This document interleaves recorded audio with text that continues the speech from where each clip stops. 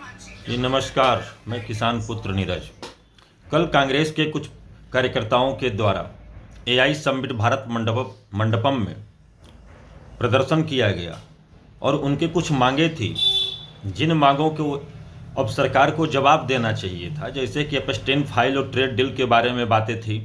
उनके द्वारा नारा जो लगाया जाता था कि पीएम इज कम्प्रोमाइज्ड, इस पर जवाब देने के बजाय जवाब ये दिया जाने लगा था कि कांग्रेस ने देश को बदनाम कर दिया, देश को शर्मसार कर दिया। कांग्रेस एक प्रमुख विपक्षी दल है। भारतीय लोकतंत्र के हिसाब से अगर देखा जाए तो शांतिपूर्वक प्रदर्शन करना सबका नैतिक कर्तव्य और अधिकार भी है।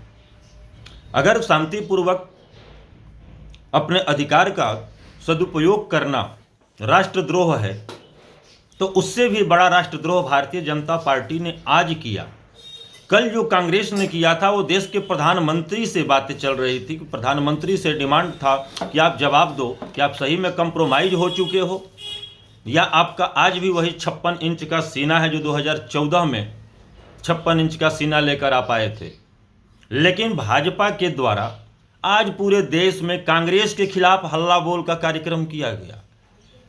अब इससे बड़ा शर्मसार करने वाली क्या बातें होंगी कि एक सत्ता पक्ष जो है, विपक्ष जो सवाल पूछ रहा है तो विपक्ष के खिलाफ ही हल्ला बोल का कार्यक्रम हो रहा है। अब यहीं पर दोहरा चरित्र भाजपा का नजर आता है। अगर कांग्रेस या अन्य विपक्षी दल उनसे सवाल पूछते हैं तो वो राष्ट्रद्रोह होता है। मोदी जी से सवाल करना देश का अपमान हो जाता है, क्योंकि मोदी जी आज के समय में देश के पहले आ रहे हैं और देश उनके बाद आ रहा है। जवाब तो आपको देना चाहिए, लेकिन आप जवाब देने की बजाय क्या क्या नौटंकी कर रहे हैं। पूरे देश में देखा जा रहा है कि जितने तुर्रम खां नेता हैं सब के सब हल्ला बोल कांग्रेस के खिलाफ। अरे उसी कांग्रेस के खिलाफ हल्ला बोल कर रहे हो जिस कांग्रेस को आप मानते ही नहीं हो। 14 से लेके आज 26 हो गया, कांग्रेस आपकी नज़रों में कुछ है नहीं। राहुल गांधी को आप कुछ नहीं मानते हैं, जिस राहुल गांधी को आप पप्पू साबित कर दिए। हर जगह राहुल गांधी को पप्पू साबित करने के बावजूद भी पूरा तंत्र भारतीय जनता पार्टी का आखिरकार राहुल गांधी के पीछे क्यों लगा हुआ है।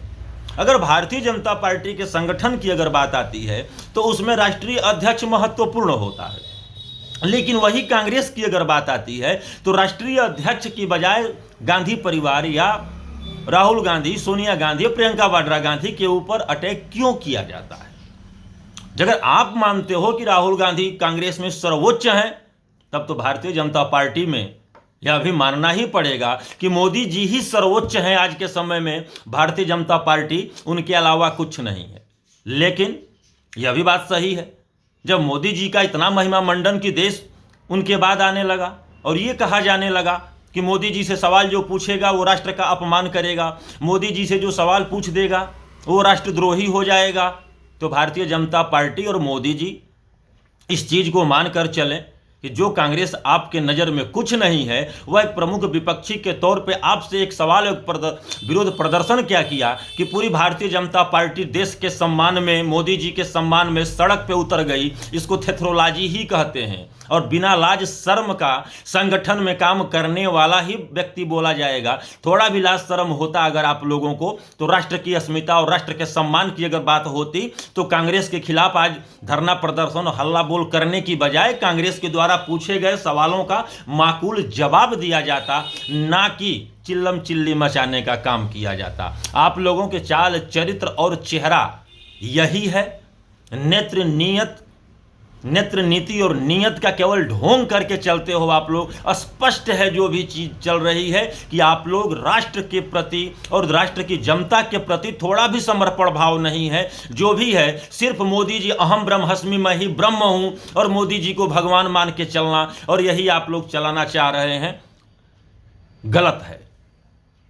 ऐसी गलती न करिए कि जनता को खुद आगे आकर आपके द्वारा बनाए गए जो झूठा आडंबर है उस आडंबर को तार तार करने का अवसर मिल जाए।